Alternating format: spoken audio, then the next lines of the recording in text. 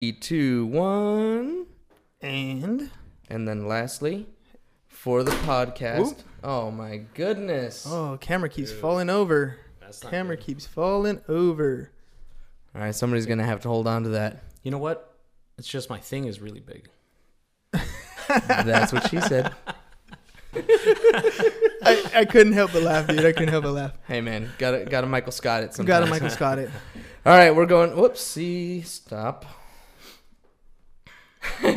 Live for the podcast. All right, here we go. 3, 2, 1. Welcome to another episode of Business Bros.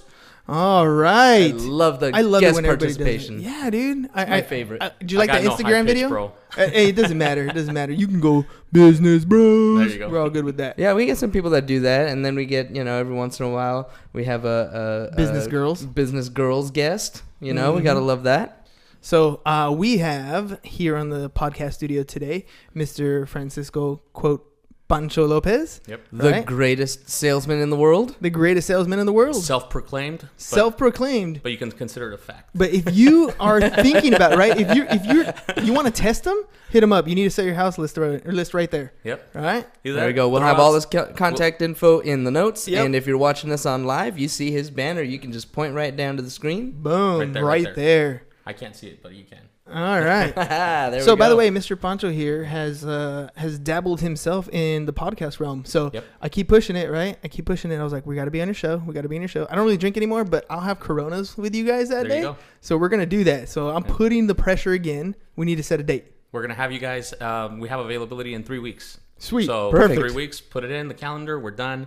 Jonathan, if you're watching, you're going to be, you got to put it in the calendar. There you go, Mr. Fisher. Yep. All right. That's your job. So all right. Be fun. So that's one podcast. And Coronas are fine, by the way. You just have to have plenty. Okay, that's fine. That's the idea is. I'm like a bottomless pit. They just keep going down if I start. So that's the trick. That's the trick. Yep. So that's podcast number 1. What about the other one that just kind of tentatively launched today? Yeah, so actually I'm really excited. I've been working on it for a while. I've been creating some content on YouTube and stuff like that, but have really the learning curve of going through creating an RSS feed and doing all that stuff. People don't understand how complicated this whole podcast thing is. It's like at least the setup, right? It's the setup. You have to have all kinds of stuff, and just to make sure that it's pretty decent quality and stuff like that. You want to make sure that your content that I consider very valuable to be delivered in a powerful way and clear, crisp, all that stuff. Just like you guys. You guys are pros. Sound has to be good. Video has to be good. Right? All the different things. Yeah, it takes quite a bit. So yeah, I was able to just do a 1-minute clip of me talking about some comps on about a real estate house or whatever, and I just used that as the kind of like the teaser, I guess you would call it, just to launch it. Make sure that it goes everywhere. You guys can look it up. Start subscribing. It's called The Great Podcast. The Great Podcast. Easy. I like it. Easy. The Great Podcast by the greatest salesman in the world. Yeah, it's perfect. So it's a whole new rebranding for this year. My team is rebranding from the Pancho Real Estate Group because I've always been a fan of the name Pancho. Yeah. But I did quickly realize that $2 million properties have a tough time working with a guy named Pancho. Fair enough. So and you capped yourself. It wasn't my own thing. It wasn't like a limiting belief. I went after them. It was a pretty genuine problem. So did you get like feedback from them? Yeah, absolutely. Yeah. So that's vital to know, right? It is what it is. How often do you do that? Like if you go on a listing appointment, you don't get it. Do you follow up and say, "Hey, I just want to know. I'm curious." All the time. What could I have done differently? Yeah, well, absolutely. That's critical if you want to succeed. In fact, in the last episode, we were talking about sales skills and sales cycles and stuff like that. And part of it was going through negotiations and things like that. And I asked Jonathan, I'm like, Jonathan, what is the best way to learn when it comes to negotiations, when it comes to business? And you got to fuck up. Yes, you got to fuck up and get feedback and then learn. Yeah. Well, not only mess up, but get the feedback. Because sometimes you mess up, you don't even know you messed up. 100%. Right? Like if you never even got to the seller and said, hey, by the way, why didn't, what could I have done better? Yep. You would have never known that it was Pancho. You just been like, I guess I didn't get that one. I guess I didn't get that one. It is what it is. Roll over to the next. But definitely super Which a lot of people do that, right? Mm-hmm. A lot of people are afraid to ask some of those tough questions. Like, I put on a 7-step listing process training. One of the questions that I have real estate agents always ask is, are you competing? Are you interviewing other agents when you go to a listing agent? It's a tough question to ask. You feel like, I don't want to ask that. I'm scared, whatever. You have to know. Always ask it and ask who. Yes. And pull up the record. Yes. And show up with the record. Yes. And then just beat them up that way. It's one of those pre-qualification things, absolutely. right? You actually have to make a phone call and ask the tough question. No, it's tough, dude. And then if you do take an L, always ask. Why? What can I have done? Right? And it's okay to take an L. You're not gonna win them all. And there's some that you even don't want to take. Honestly, after you meet them, you decide. And sometimes you get those. I learned this a long time ago, man. If they're a level 3 or above an asshole, I don't deal with it. I'd rather not. The peace of mind is. You don't want to stress out, right? Absolutely. It can already be a stressful business in and of itself. Yep. With things going on, with deals falling out, or appraisal issues, inspection issues, whatever. You're already dealing with a bunch of stuff. 100%. If you got to deal with somebody, and kudos to those people who can, because hey, those deals need to close too. Yeah, absolutely. But at least if you're generating, if you generate, you don't have to tolerate, right? Yeah, that's what we like Mike to say. Ferry thing. I love it. And so that's one of those things that you get that choice at that point. If you have a couple listings, if you're working with a couple buyers and you do happen to go to a listing appointment and the guy's a jerk, well, that's okay. I don't have to work with you, right? Totally acceptable. You're still gonna have food on the table. You're still your bills are gonna be paid. You're good 100%. To go. All right. Yep. So tell me a little bit. How'd you get into real estate? Why real estate? So if you want to talk about real estate specifically, I dabbled in it at a very young age. I was very fortunate. I actually have a great story on how I started in real estate. Because of a mentor and friend and sales manager that I worked with at the time selling cars. So I was 19 years old. I was working at a car dealership. And this dude comes over to me and says, I was about to get married. I got married super young, started having kids super young. And this dude comes over. His name was Luke. Actually, his name was Mike Lucas, but everybody called him Luke. And this dude comes over to me and says, Pancho, you need to get into some debt. You need to buy a house. You're going to make more money the moment you start accruing some debt and start. Now, I was living with my parents, right? Having some obligations. And I was 19 and I'm thinking, okay, I'll get married. I'll rent a $1,000 a month vehicle little thing and one bedroom. And that's where I'll live. And it'll be fine. I'll be fine. Good. I'm going from my parents' house to getting married to this. I don't want to bring on all this huge responsibility on top of me, right? I got a plan. Yeah. And he's all, no, you need to buy a house. You can do it. You make enough money. Just buy yourself a house. I'm like, I don't want to. And he just insisted to the point that he actually brought in a real estate agent and a lender to the dealership and had him sit at my desk. And he told me, if you don't talk to them for 30 minutes, you're fired. Oh, okay. Yeah. Well, so when you put it that way. So I said, okay, fine, whatever. I'll sit with these guys, right? So I sat with them and convinced that you were going to say no. Yeah. But these guys were good and they knew their stuff and they were his agents and his lender, obviously. Mm-hmm. He knew a lot about the real estate business. He invested and things like that. So he pushes me into doing this. I said, whatever, fine. I get it pre-approved. I start shopping for a house. And I wanted to keep it under $140,000 at the time because I didn't want a big payment. Yeah, I don't want a big payment. And even though they approved me for like $350, I didn't want it. I was like, no. Keep it low. And I was just scared. 19 years old again. I was like, shit.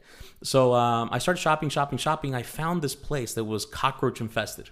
And it was disgusting. Like this literally, is the one.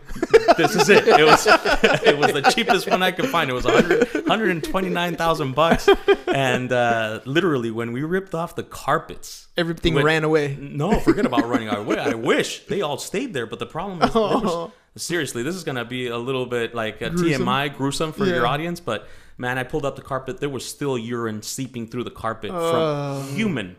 There was 4 families living in a 2-bedroom, 1-bath apartment. It was disgusting. But I got the best deal in town. Everything else that was similar size was selling for $180, $190. I got it for $129. Came in, literally ripped everything out. And then we started working on remodeling of the place. And I had a $1,300 payment on the thing, right? Including everything or whatever. Not bad. I was able to make it.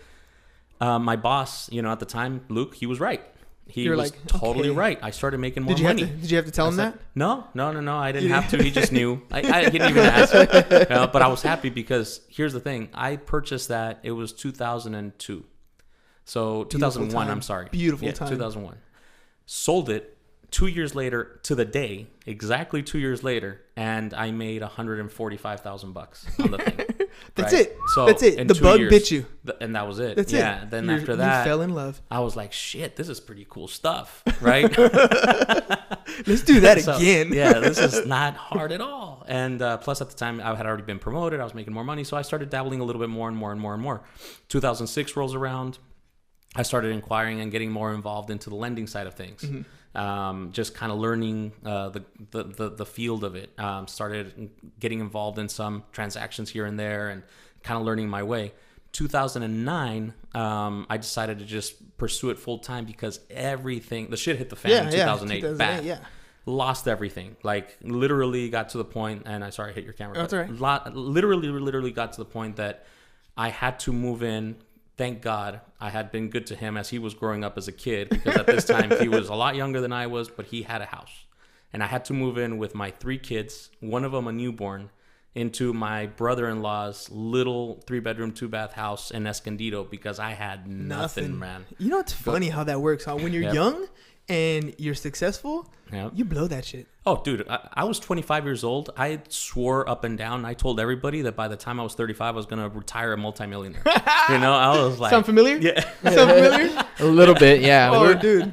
We're there. Yeah. Same thing, dude. It was because it was easy, right? Yeah. Like you didn't think a downside was coming. You didn't. No. You didn't. I had no idea. No, you were blind. I mean, blowing $10,000 on a weekend in Vegas. Yep. Yeah, we did that. We went to Vegas and came back with a property. No, it was crazy times, dude. You're talking about the downside of the market, and that's when you decided to jump in. That's when I said, okay, because in 2006, I started dabbling into lending and everything, but I was still in the car business. I was still selling cars and everything. 2008 rolls around, and it was like they shut off the faucet for both real estate and the cars. Yeah. I had a team of 6 guys. I was a manager. I had a team of 6 guys, an assistant manager, and between all 8 of us, we couldn't sell more than 12 cars in a month. Yeah. I mean, the money dried up. The lending dried up. There was nothing. Yeah. There was nothing. There was no banks financing any cars. Plus, we worked this was when Kia was barely coming alive. Yeah. So it was like people Kia still had a bad name at the time. Kia still had a bad name. And we even joked about it. We're like, man, you know what that Kia sign stands for? Keeping individuals away. Like, nobody would stop. People would see the sign and roll by. Keep going. We'd put all kinds of nice Hondas and Toyotas in the front line to just fool people into coming in. And they'd see the sign and they'd take off. So it's like, shit. Okay, that didn't work. Against you. That thing's working against you. Yeah, it was rough. But at the end of the day, the car business was great to me. I learned a ton of stuff. You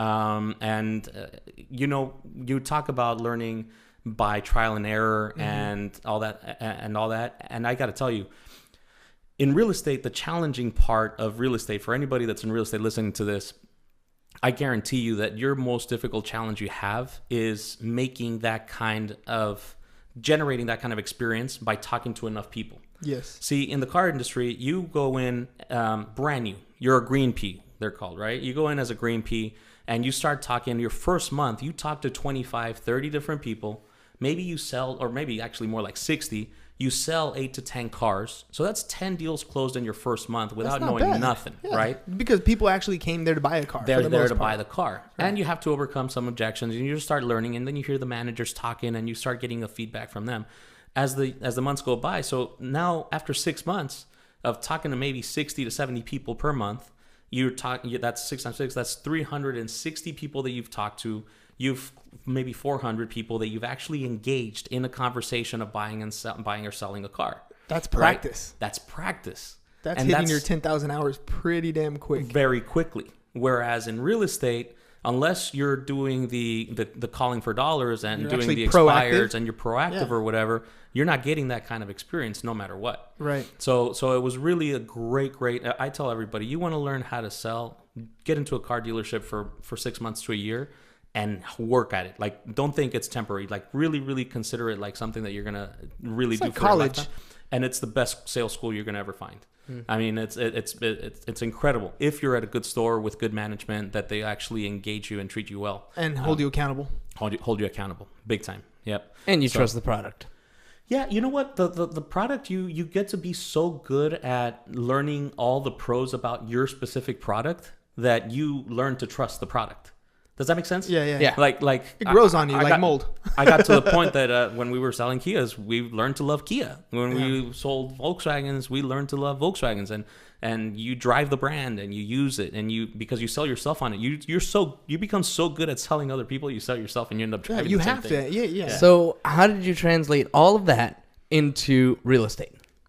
So it was actually a pretty easy transition. So when I got out of it in 2008 because, like I said, everything stopped. I said, okay, time to go into real estate. I already had my license. I figured, you know what, I'm gonna just dive into it. When everybody's getting out, I'm getting in. And I worked really hard at it. And one thing that is critical if you're barely starting in real estate, find a good mentor. Jump ship very quick if you don't have the right mentor. Quick to hire, quick to fire. Quick to hire, quick to fire, and the opposite direction. You know, Slow to hire, quick to fire. Slow to fire. Yeah. Exactly. Slow to hire, quick to fire. Yeah, thank you. It's got to be an off day. Gotcha. Yeah. But basically, yeah, you have to be very careful. So first, I joined the Prudential office. I despised it. I did such a good job with one particular client, and they wanted to take away a huge chunk of my commission for this mentor that we literally had exchanged 2 words since the whole time I was there. And I'm like, what the hell is it? Like you, and that pissed me off. So I left. Joined the Keller Williams office. Props to Keller Williams. They have a great setup, but I was at a very small location in Escondido. There was no atmosphere, there was no energy, and there was nobody really mentoring you and telling you where to find the business. Yeah. So it was a struggle. It was a big learning curve for me trying to really get involved in that. 2010 rolls around. I get offered a really good position to go back into the car business, which I swore I would never do. But the money was good. Right? But the deal was good. The pay plan was awesome. And I was really struggling financially. So I said, I need to feed my kids. I need to get out of Escondido. The area that we were in was really not the nicest.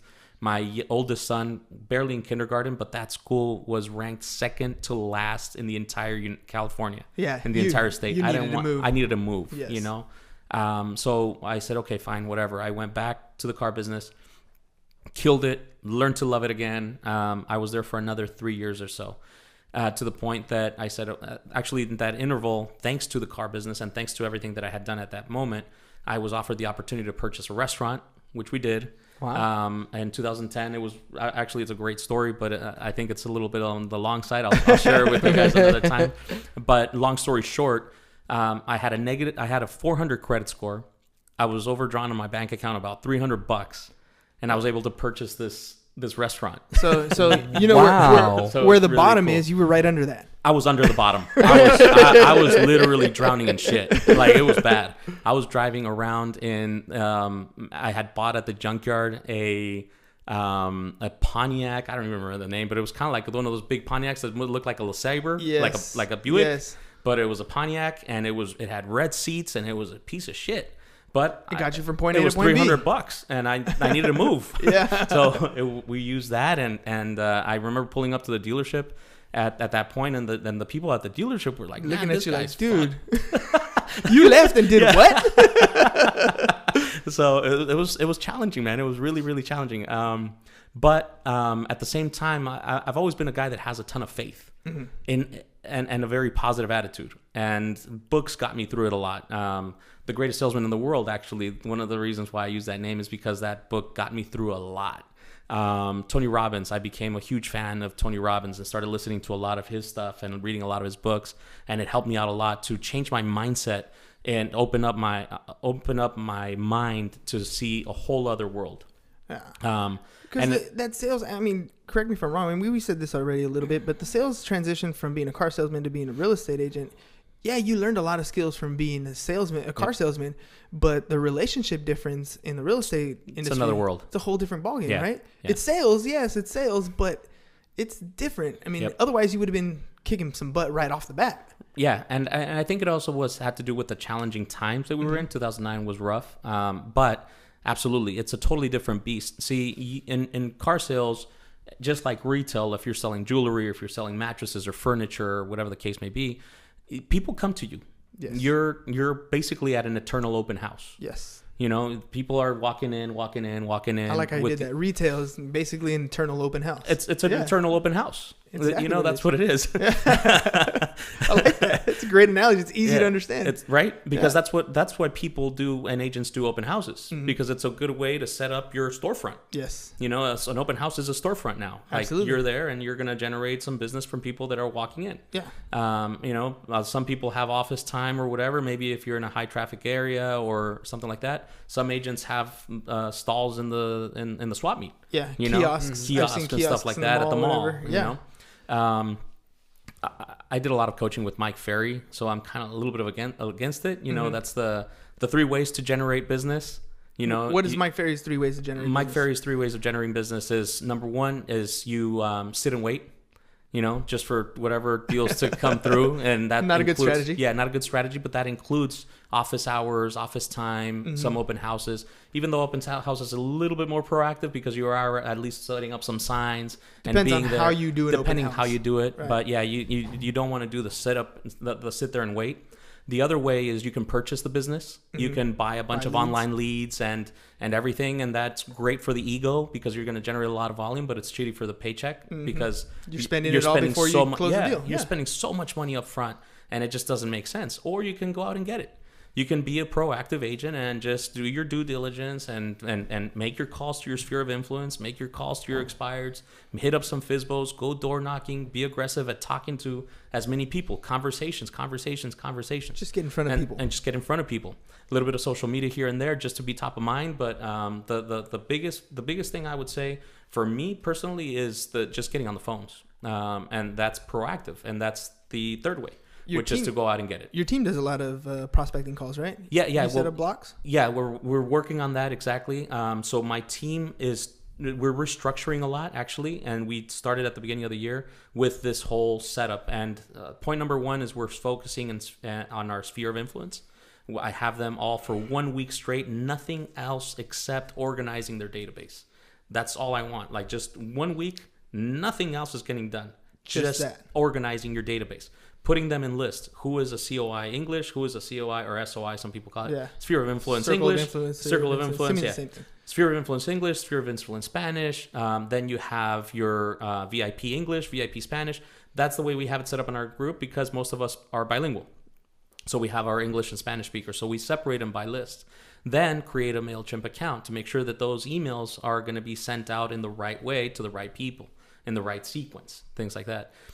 Then today actually was the day that we talked about time blocking, and we were very focused on you live and you die by your schedule, you know, and that is the key to success. You can have all the dreams in the world, you can put a timeline to those dreams and turn them into goals, but if you don't take action, ain't nothing gonna happen. So you can either write out the whole plan. You can say, okay, cool, I'm gonna do this and this and this. And it's probably a kick-ass plan. It looks beautiful. It's beautiful, and everybody gets excited about it. Yeah, but who's gonna do it? Nothing happens.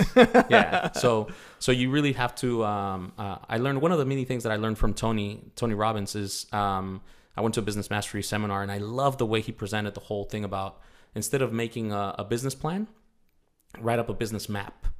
So the difference between a business plan and a business map is a business plan is very hard to alter. You just create a list of to-dos to be able to get to that goal, right?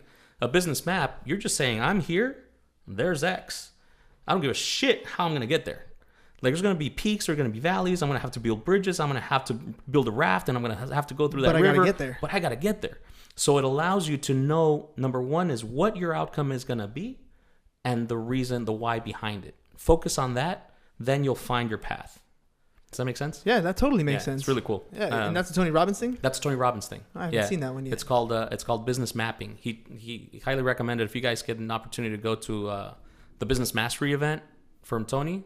It's badass. There's so many huge masterminds. You've been at Big Block, right? And one of the things that I've seen at Big Block a lot is the trainings that they put on.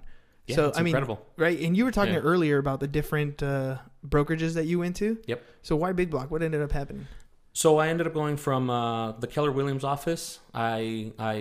Since they were charging me monthly fees and I had gone back to the car business, I didn't want to be forking out money every month if I'm not doing anything, right? So I found this small brokerage that it was 100% commission, and it was called I4U Realty. it vanished into thin air. I don't know what happened to it. The market the changed, guy ended that's up, what actually, it's funny enough, the broker that was on there, the guy that hired me and brought me on board, and he was the CEO of it, ended up selling cars in Vegas, which was really funny. But he was a nice guy, and I just hung my license there for a few years. When I decided to just go at it full time, and I quit the car business for good. And I'm not going to go into details as to why that happened, but there's a lot of politics in the car business as well. And it got to the point that I said, I'm done. The typical, I'm done. just toss the table, like, fuck this. That was it. Never coming back to this thing. And I swear, I burned some bridges, man. When I left, I was like, you guys are all stupid. I'm never coming back. You left, you're like, damn, I probably shouldn't have left that way. But in the moment, it felt so good. So that was it, man. I just decided, okay, it's time to move on. I got into the real estate world, and I started just researching a lot of different offices and see which one might have been a good fit for me or whatever. Shout out to Karen Vargas at Coldwell Banker West. She's the manager at the Eastlake office, and I interviewed with her, and I really, really liked her. I really, really liked that she spoke proper English and Spanish at the same time. She was not a pocha, and she was not mixing words, and she was her vocabulary on both languages was very extensive.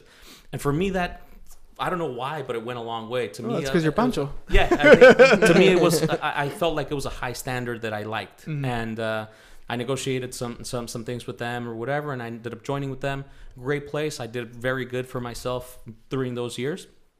But then as I started growing in my business, and I wanted to grow more as a team, the structure, just because of the franchise fees and because of all this other stuff, just didn't work. Right. Actually, too much overhead. That's too much overhead. And at the end of the day, they even have, and this is something that's really unfortunate for the big brokerages, because like the Century 21s and the brick and mortar places. The brick and mortar places, because what happens is they have these franchise fees, and Coldwell Banker in particular, they have this thing that if you build a team, your franchise fee, instead of being, I guess, like 6%, it's like 8% or some crap like that. So they actually charge you more of gross to have a team. Yeah. So it's like, shit, dude. I'm trying to grow and expand. I'm getting penalized a little bit more instead of helping me out. And they did the best they could in terms of trying to keep me and help me out or whatever. But at the end of the day, it comes out to the numbers. It comes out to the numbers. And I knew, based just from meeting Sam is a badass. I don't know, Sam, the CEO for Big Boss. The dude's a beast. Super smart guy. Future billionaire. Absolutely. There's no doubt in my mind he's going to get there. And I really liked the guy. And I could tell that even though it was a brokerage that was not like a traditional brick and mortar, that they don't have all this big backing from a huge conglomerate or whatever, that they were going to be able to give me something that other companies don't, and which is a lot of insight, great relationships. And sure enough, some of the best relationships I've created in the real estate business have come from that place. As soon as I joined, just because of my production from Coldwell Banker, I was able to join the top 5% of the company. And it blew my mind. It blew my mind the amount of value that I got just from that, because like come February, we're going to go to Palm Springs, for example, for a 2-day retreat mastermind. And all we do is literally sit with 30 of the top producing agents in the company in a round table, brainstorming about business and coming up with new ideas and what's working, what's not working, what's changing, talking about the market. It's beautiful. Then in the summertime, we go to Laguna Beach and we go to the Ritz-Carlton and we hang out there for 2 days. Again, 2 days of nothing but masterminding. Which, I mean, it takes your game to a whole new level. A whole new level. And the beautiful thing is, as long as you're producing, you're not paying for this. Yeah. It's one of those added perks, those benefits. They take care of you, right? It's mind-blowing. They're rewarding you for being successful. The amount of value that they give. I mean, they do trainings live on Facebook every week. They send out the weekly emails with the book of the week. They are always on top of making sure that they're providing the value that most brick and mortar companies just don't have. Have not. They don't have the revenue. The fee structure is too difficult. Yeah, it's just weird. The agents aren't as productive, and that's going to be the big. I mean, I honestly wonder what it's going to be like for brick and mortar places as things change, as agents fall off during a shifting market. If it gets, I mean, it's not going to get anywhere near 2008. At least I don't think. I don't know. Who knows? Yeah. But nobody has a crystal ball. Nobody has a crystal ball, but it's going to change. And if we have that change, how are those companies with overhead going to compete? Yep. They're tough. They need to have good training sessions, good agents. They need to have created a foundation of producers that know how to take advantage of a shifting market to survive. Yep. 100%. I see a lot of that at your East Lake office, by the way. Yeah. A lot of the agents that come out of there, they've been working it. Yeah, and you know what? That's where I met, for example, Jonathan, who's a rising star. You know, like kid's been in the business 2 years. Yeah. And he's killing it. You know, but he's a hustler. He works hard and he knows how to relate to people and he knows how to create relationships with others and everything. So it's really cool.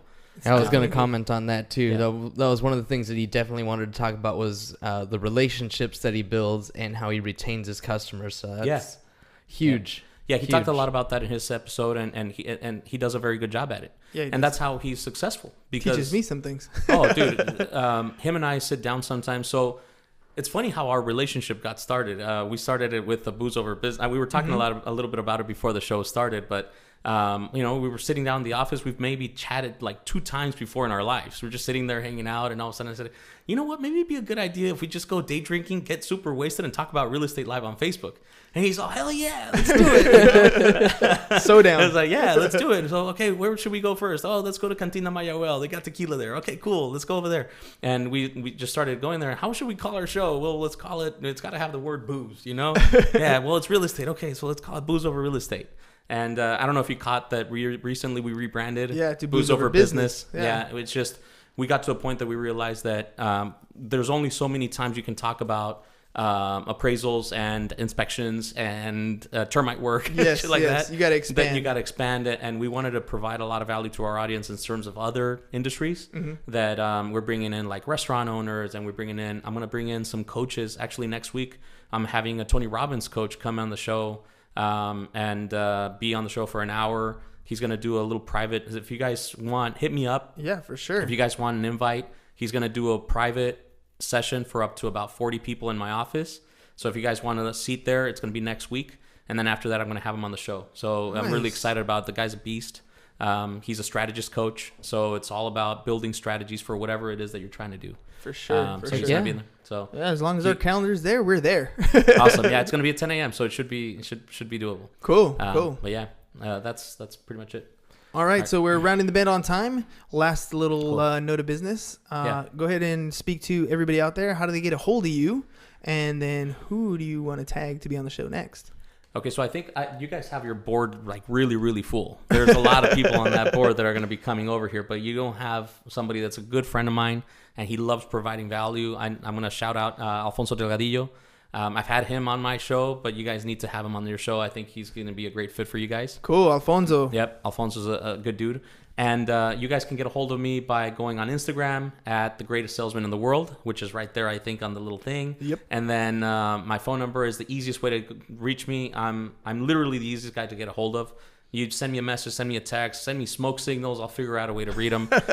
We'll make it work. So yeah, reach out, whatever guys you need. I'm here for you guys. Awesome, dude. Yep. And dude, this story was pretty good. I mean, I usually do some talking, but you kept me silent. I just wanted to know more. Tell me more. Yeah, sorry, man. No, that's perfect. That's great. That's yeah, exactly what we want. We want that exciting stuff. We want to know the trials and tribulations, because everybody sees everybody who's at the top, right? And they think everything's golden and perfect at the top, and you never went through anything. But when they hear the story, like this is my struggle, right? And somebody who's getting started can hear that and understand that, okay, it takes work. I'm not going to have it right away. It's not something I start today and I score tomorrow. I got to actually take some L's and learn some stuff, and I'll get out there and do it. So I really appreciate 100%. You coming on the show and being vulnerable to share those stories. I mean, it means a lot. I appreciate the opportunity to be here and to share the stories. I think they do have a lot of value, and I think they're really cool. And one thing that I can share with you on top of that is that it makes the win so much better.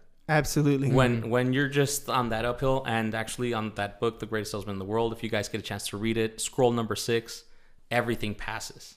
And it's a very valuable lesson to learn. When you're doing good and you're freaking up there, don't get cocky and don't be an ass, because guess what? It's going to pass. Yep. And then the crying's going to hurt even more. Yes. But if you're humble and you just keep at it and you provide value and you help others, the hit's going to be so much less. But it's going to happen. The hits are going to be there. The ups are great, but the downs won't be as bad. Exactly. And then the other way around too. If you're on the down, don't cry about it. Don't be depressed because it's gonna pass too. Yeah. You know, it's This just too will seasons, pass. man. That too. Tomorrow will the pass. sun will rise. The sun This will too rise. shall pass. Yeah, exactly. All is well. 100%. Awesome. So it's good stuff. Cool. Well, Yeah. thanks again for being on the show. Appreciate it, guys. Love you guys all. Appreciate you for listening. Of course. And then, of course, if you guys ever have any questions, you are interested in being in the podcast yourself, you can reach out, Hernan at csfirst.com, James at csfirst.com, or hit us up on our social medias at Business Bros Pod. That's all we got for you guys today. Peace. Bye-bye. Later, people. And I'm out. Thanks, Facebook. Podcast. Video. Bye, Facebook. Later, Facebook.